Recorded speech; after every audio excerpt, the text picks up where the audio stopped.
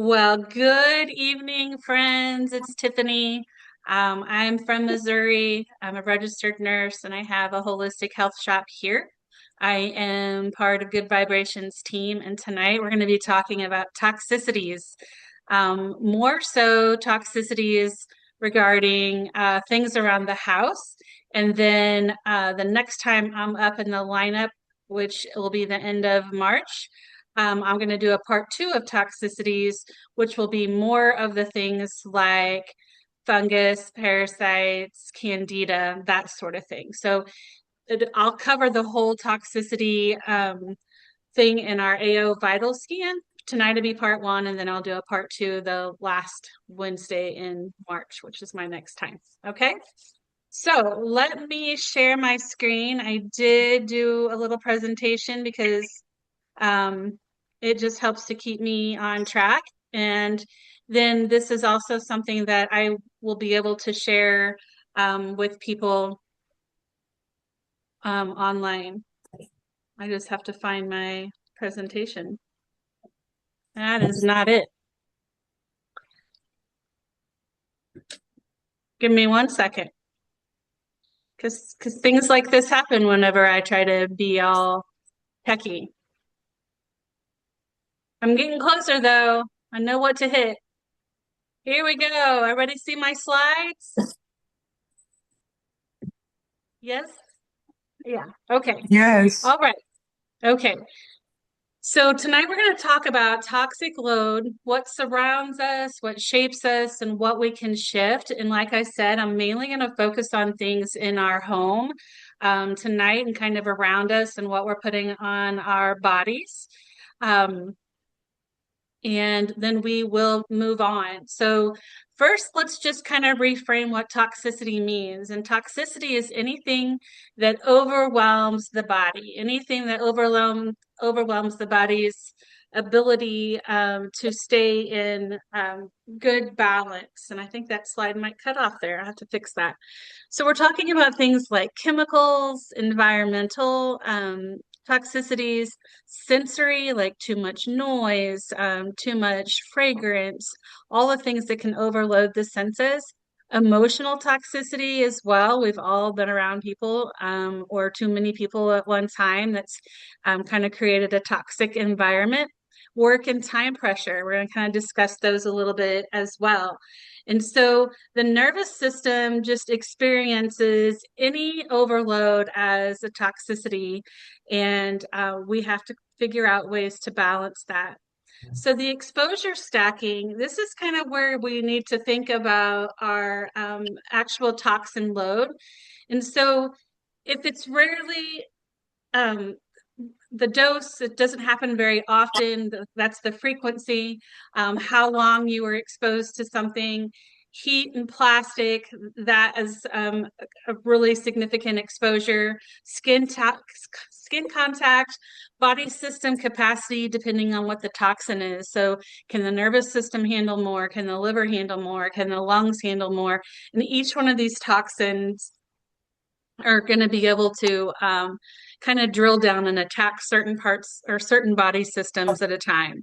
So that's always what we want to remember is the dose, like how much of it have we been exposed to, how often, how long, the heat and plastic, skin contact, and then the body system capacity. So all of us can handle certain things more than or less than other people. For instance, I do not deal well with fragrance, artificial fragrance. I can do okay with food smells, or even perfumes or oils or things that smell more like food. But if it's floral, I get an instant headache. If my kids spray any of those body sprays around, like they know I cannot tolerate that. I have an instant headache from those sort of things. Whereas other people probably don't notice it as much. But there's just kind of different things that will impact different people differently. Different people differently. So it's really just one thing. It's kind of how much we're stacking onto the system and expecting it to recover. All right. Oh, number three. I gotta go back here. One. So let's start in the kitchen at the house. So anything bleached, flour that's bleached, parchment paper that's bleached, bleach in general, packaging chemicals. So, have you ever had like packages or boxes or things where you could still smell the ink and the all the dyes and things on there? I have a couple of things. I've even noticed it with towels or tea towels or clothing that are that packaging chemical. So heated plastics, so anything that we're heating with plastic, maybe it air those crock pot liners. I never thought that was a good idea. Still don't think that's a good idea. Heating plastic up in the microwave is also another way for those plastics to get leached out. Having if you have water bottles, bottles of water, and those are getting hot, then those plastics are kind of leaching in there, and they're leaching in there anyway, but the heat actually accelerates that more. Preservatives, and we'll get into a little more detail with preservatives here in a minute, and then cookware transfer. So we've probably all went through the craze of Teflon because it was just so easy to cook with, and then there's a lot of other names that they call it because they try to trick us and start calling things different names. But really, we like to try to stick with cast iron. Most everyone can cook with cast iron unless you have a really high iron count, and those people, it's kind of contraindicated for them. But the rest of us, cast iron's great to cook with. I use stone as well as cast iron, and stainless steel is what we use here at our house. And we use a lot of wood utensils, cleaning them appropriately throughout. And we've recently switched over to titanium cutting boards, which are so nice to clean up too, so much easier to clean up than some of the other boards that I had. And then the food frequency. So that's going to talk, the food frequency patterns is, some of our organic stuff, if we can get that or fresh food into our systems more frequently, then that matters. So if we're eating some of the other items more frequently, then it is doing more of a toxin load. So we're going to show you some of those things that we want to reduce as far as food frequency patterns here in this next screen. So I started noticing behavior issues in one of my kiddos when he was around 9 from blue one, artificial color. So I'm kind of going all the way down here to the third from the last. But then we started noticing issues with MSG and yeast extract as well. And then a little bit later, I also started noticing that BHA and BHT were an issue. So all of those, coupled with some issues he already was having with his brain, they would create just enough inflammation in his system that it was just like a neurotoxin for him. And it took a little bit of us figuring out, I would save boxes and different things, before you know better. So I didn't know better, and I was just trying to collect as much information as I could. And then we realized like how many problems we were having from the preservatives. And this was probably, well, he's 22 now, and we started noticing these issues when he was 9. So it's been quite a while. So these are some of the names for you to look for with preservatives and more. So sodium benzenate, potassium sorbate, calcium propionate, sodium nitrate, nitrates. There's a little bit of people out that don't feel like nitrates should have as bad name as they have. Sulfates, various forms, and everybody's going to respond to those a little bit differently. Those are the BHA, BHT, TBHQ. Those are all the preservatives that you'll notice on the prepackaged foods. And then artificial dyes, red 40, yellow 5, blue 1 being the three biggest ones, but there are people who respond to any of the food dyes. But luckily, if we're making things at home and we still want to make them cute colors for our kids, now there's ways for us to buy food dyes that don't have the artificial dyes in them. If you are looking for places that carry foods that don't have this, besides the Whole Foods and some of those things. Like I love Trader Joe's, but there's still a lot of junk in Trader Joe's food. They still have the artificial colors and a lot of things. They still have preservatives in them, so you really have to start watching the labels. But I am impressed with Aldi, and so Aldi does color some of their snacks for their kids and with vegetable juice, and they don't have nearly as much of this preservatives in them. That they do have some food that does, but I luck out a lot when I go there trying to make sure. Now my kids are a little bit older, so I'm not trying to match up snacks like all the other kids so they don't feel so left out. But when I used to, I had a lot of luck at Aldi. So MSG is one of those. It's a flavor enhancer. I'm sure all of you have heard of monosodium glutamate and MSG. It also goes by the yeast extract name, but there's also like 30 other names that it goes by. And today or tomorrow, when I upload this presentation, I'll also put a little chart of like the 30 different names that they call it now to trick us. Natural flavors is one of those too that you just really don't know what they're using with natural flavors, and we see that a lot. And then seed oils. So seed oils have gotten a really bad name recently, is just really causing a lot of inflammation in the body. And so this isn't about never eating these things. It's really just about the frequency and awareness of the things, teaching your family about them, being more of an informed consumer when you go in.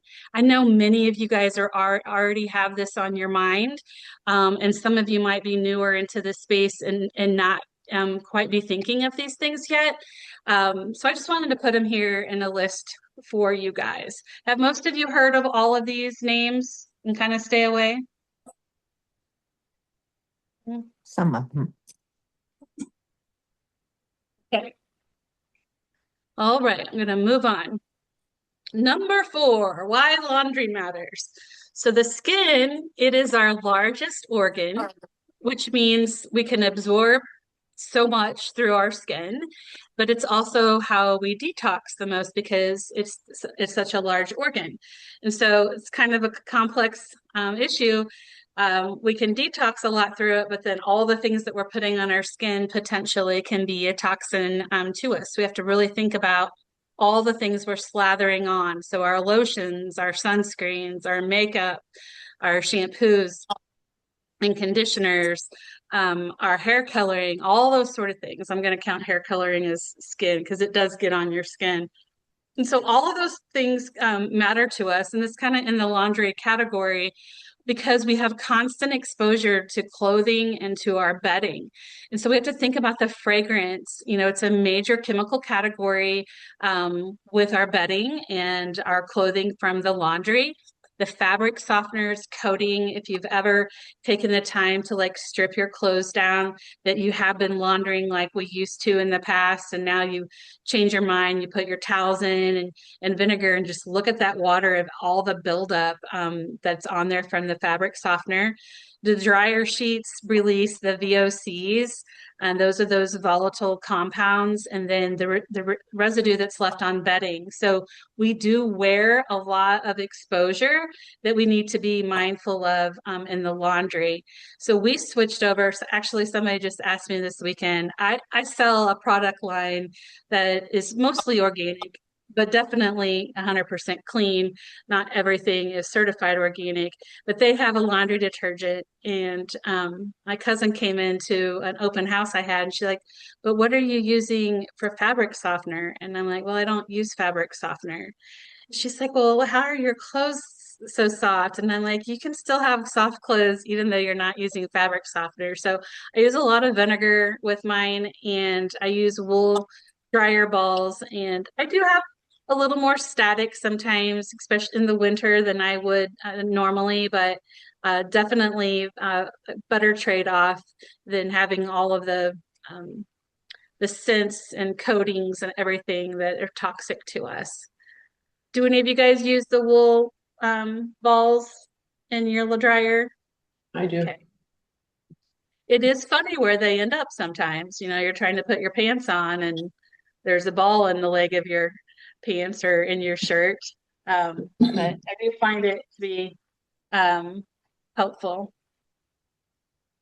Okay. The next one is sleep is detox infrastructure. So we want to sleep. I know that Nadia talked a little bit about PEMF, or I'm sorry, she talked last week about EMFs. And so I'm just going to mention this slightly here, but light pollution, particularly blue, but LED lights, we kind of found out by accident here. Actually, at my shop, I bought a little EMF tester to test some shungite I had purchased to see if it really was blocking EMF. And then my son was playing around with it, and we realized a few things. We realized that the LED lights that were in my counter had very high EMF. And so I was shocked by that. I thought for sure the EMFs or I'm sorry, the LED lights were better, safer, and they're not. They're actually more hazardous. One other thing that we noticed while we were doing this little test with the PEMF tester, I'm sorry, I keep saying the wrong word, EMF tester, is that if you have something plugged in, so we had a salt lamp that was plugged in that we were looking at, and if it is powered off but plugged into the wall, it has more EMF circulating around it is than it does if it was powered on. Did I make sense? Wow. So plugged in and off, it's like dirty electricity. It's leaking electricity out in the room. But if it was powered on, it doesn't have as much. And so what we learned is that we really need to unplug the things that we're not using. And the bedroom is a great place for that because we're sleeping all night there and we don't realize when we're not usually using a lot of the things that are plugged in the bedroom because we're sleeping. So unplugging all the things that aren't necessary at night, or especially all the things that are not going to be used or turned on during the night. And then the thing about curtains, why I have that is it is nice to be able to use curtains that you can block out. If you have a lot of street lights, we don't have lights here. We live out in the country, but you do want to be able to have the sun come in the morning. So, be careful about how much you're blocking out, because you don't want to block out the good stuff too. The EMF load, devices, outlets, so trying to move all the things out of the bedroom that aren't necessary, cell phones included, all those devices that you have kind of up and running, just unplug those and move them out. Thinking about our bedding and our detergent residue, you can have off gassing of your mattress and pillows, depending on the material of those, as well as your bedding. And that's going to be in the next slide. And so then emotional carryover too. So, taking some time before bed to kind of clear some emotions, get yourself in more of a meditative state, and relaxing and not carrying all that emotion, heavy emotion to bed with you. So poor sleep increases internal toxicity, which it causes issues with our lymphatic system, our hormone regulation, and our repair phase. So that can be an issue. So fabrics, making swaps. These on the left are ones that we really need to watch. Um, the the polyester, the acetate, the spandex, and acrylic, and nylon and rayon. Um, Give me one second here. And then we want to include or swap those out for things like linen, wool, organic cotton, hemp, or bamboo. How many of you guys sleep on linen? I love linen. Linen is my favorite, and it has a frequency of like 5,000. and so does wool. I don't know a lot of people that sleep on wool sheets, and I haven't found those easy to get. I do have some wool undergarments, a wool bra and socks and things like that. And it's wool is also a 5,000. And in the Bible, it kind of talks about not mixing those, but it's like not blending those because one of them has a frequency that moves to the right and one of them has a frequency that moves to the left, and they can cancel each other out. But 5,000 is pretty dang high frequency, really high, of the highest frequencies that I know. Whereas organic cotton, hemp, and bamboo, all those organic, they set around 100. The spandex and acrylic and those nylons and rayons are zero. So really toxic for us. So you think about all of the material that we are surrounded by, and they're all made from petroleum products. And so we're just trying to make the swaps whenever we can afford it, switching those out. So the breathable fabric support breathable physiology. Yeah. Outside of the house, we're really looking at air quality, pesticides, herbicides, fungicides, lawn chemicals, plastics, petroleum, workplace exposure, commuter stress. And so modern life has just really removed our recovery time as we're out and about and running and doing so many things that we just don't have the downtime to kind of move. Growing seasons are extended. We now have more greenhouses, so you're exposed to more things. And I mean, I have fields all the way around me. So now, even if we choose not to do things here on our property, the next field over, they have a crop duster. And it's like I want to put a bubble over our property, but they have somebody that comes in with an airplane and does that. And we know that we're getting all of that here. And we can make ourselves crazy about all of those things, or we can pray over it and do the best we can, trying to, have clean air in our homes, try to limit our exposure to the pesticides and the herbicides and the fungicides, buying organic produce when we can, cleaning our foods when they come in, um, using natural solutions for pests inside our home and outside, and then just really trying to use natural fibers instead of the plastics and the petroleum. And workplace environment is kind of a huge, it's a huge thing. For some people who are, maybe they weld and they're exposed to a lot of those fumes. But there are a lot of jobs that can really create, farmers, they're exposed to tons of different chemicals and things. So the workplace exposure is something that we really have to kind of pay attention to. The invisible toxicities or can be overworking, information overload, emotional suppression, chronic stress chemistry, lack of rest, perfectionism, and relationship stress. So those are all toxicities. Our body feels those as toxins. It's just something that maybe we are in our logic mind. We don't think about being a toxin, but they really are toxins. So stress chemistry behaves like a toxin when it is chronic. So what we can do is just kind of flex the middle path. We don't have to be perfect. We don't have to eliminate all things. We don't want to live in fear. We just want to reduce the frequency. We want to improve the environment and we want to support resilience. So safety increases our detox capacity and consistency beats intensity. And so your body is adaptive, not fragile. Our bodies are made to heal, and we have to give them that time and support to do so.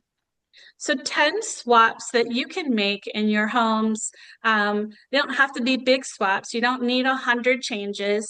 You just need a few meaningful ones. So removing heated plastics is a big one. Changing laundry fragrance to no fragrance, no dye is a really easy swap. Improving your sleep environment, removing those things that are plugged in, keeping it dark, removing the blue light, the sound, and those sort of things too. Reducing ultra processed foods.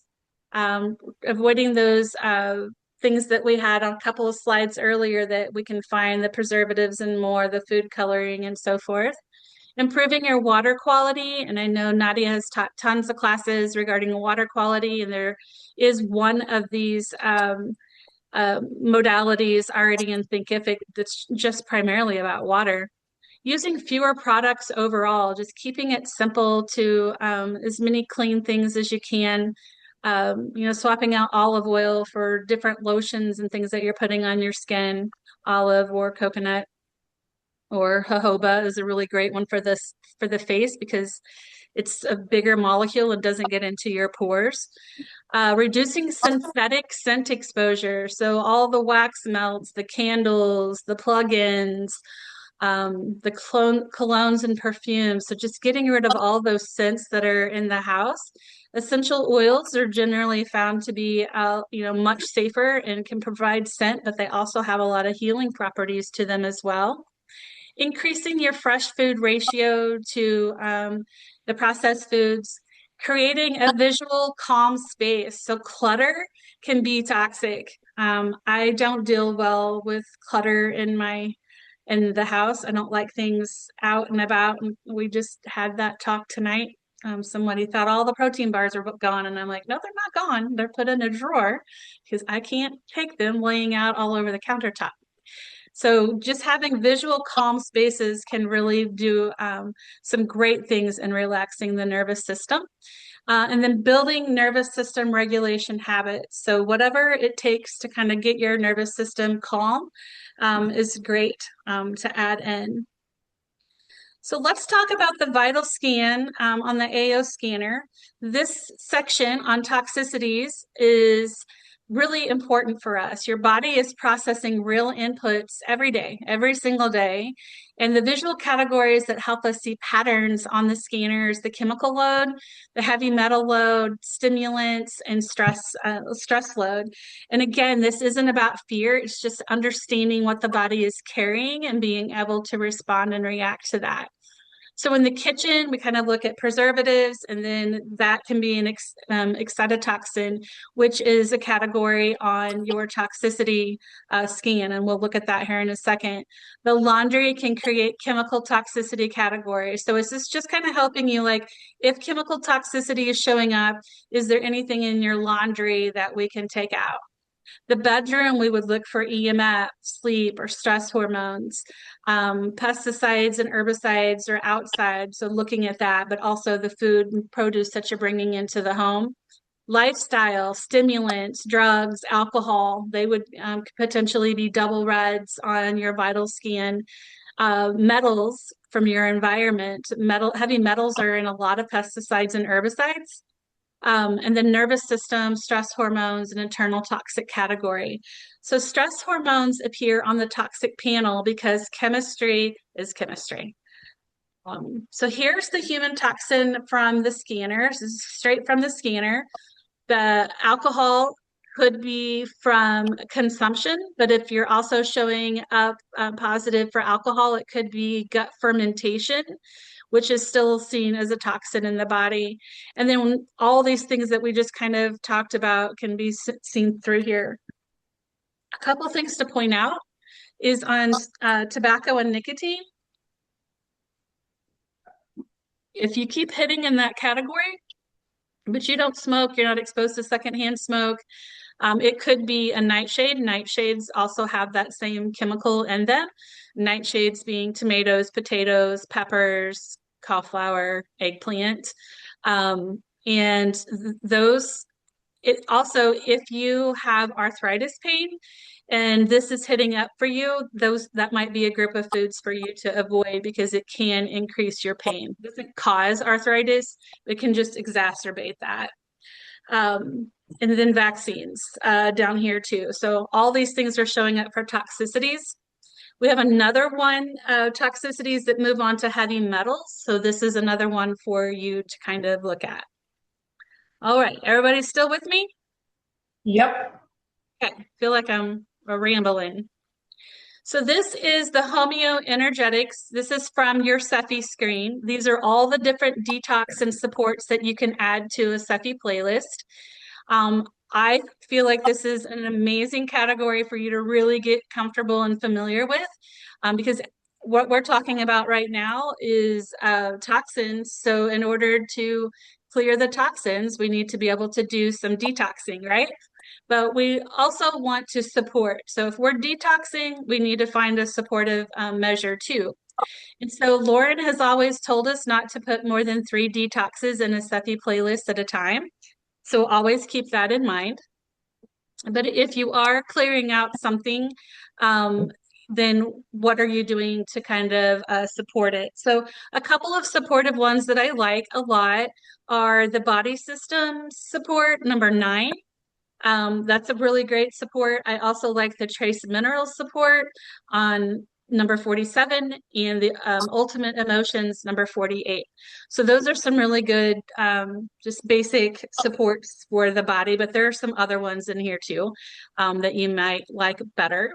Uh, I'm going to show you in a second where you can find a whole list of the Cephis, everything that's on the Cephis in our Good Vibrations group so that you can have this list as well. But I will be posting this PowerPoint and the presentation um, in our Facebook group. All right, so what I try to do whenever I'm making a Cephii playlist is I want to cover things, at least some physical symptoms. If there's some symptoms that go around with it, I want to pick a couple of frequencies that go with that. And then I want to add the appropriate homeoenergetics detox that matches with it, and then a homeoenergetic support. So I'm trying to build it by a symptom, a detox, a support, and then I want to also add a homeopathic support by symptom, which I'll scan individually because if, let's say, Conda and I both had the same issue that we're wanting to work on, if I scan my homeopathics that are recommended could be a different set of homeopathics that come up on Conda's list or in order. And I muscle test, but I usually put the first 2 or 3 homeopathics that are on the list in my playlist. And that's why it's important. People say, well, does somebody have a playlist for XYZ? You still need to tweak it to you because you need to be doing some scans that are the best frequency for you. Then I always add in cell salt and then a high level frequency too in the quantum reach or quantum affirmations because those have such high frequencies. So I add in that as well. So I want to show you a couple of resources tonight. This one comes from a program that Connie Rose sells. She has a program and she makes it available to all of us that are on Good Vibrations team for $97. And it is access to something that she has built. And it does utilize Chat GPT, but she's loaded all the information in there from Solex. And for $97, you have access to a whole lot of resources, but this was just one. So I put in chemical detox and it showed me what category it's in, what the frequency name is, and then what page it is on the tool I'm going to show you here in just a minute. And so that is a really great resource for us to have, and it works amazing. And so if you're struggling and trying to learn like how to build lists, maybe you don't have the medical background, this is a great tool for $97. I think normally she charges $197, but for us that are on the team, she's charging $97. This was another one that I ran for heavy metals, and it came up with a nice list for us too. And then these other reference guides for building Cephii playlists. One is the narrow guides that Nadia built, and it was really for the hub, but it's not just the hub. Let's see here. I'll pull one out. So here's Epstein-Barr. So it does tell you, I'm not sure what you can see, but Epstein-Barr, it does have different things that you can do for the hub, but there's also cell salts, oils, homeopathy, flower essence, and a lot of different things that you can add into a playlist. So that's one great resource here is the neurocodes. And another one is a book that Sue from our team created, the Wellness Frequency Guide.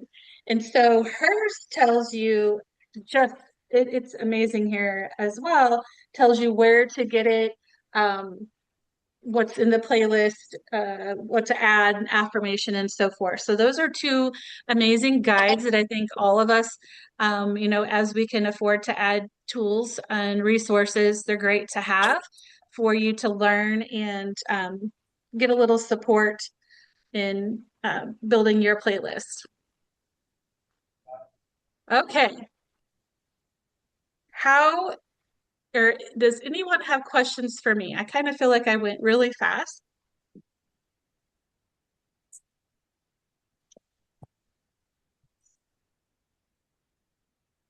No questions? I had a quick question. The salt lamps, the Himalayan salt lamps, Yeah. are those okay for us or Yeah, oh, I see somebody put that there. Um, you can read a little bit of them. Some people feel like they have great value, other people say they don't really have any value. I would just muscle test to see if it's value for you. I've always tested that they were positive for us in helping to clean, air, neutralizing air, so we use them. I've never tested that they were bad for us or created any issue. Just make sure your light bulb isn't LED. That would be one thing that I would think about.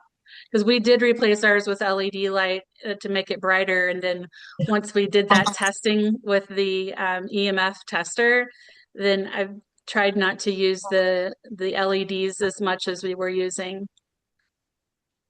We had them strung everywhere. I mean, and we still have some strung in places, but um, not as excited about those LED lights as much anymore. Any other questions?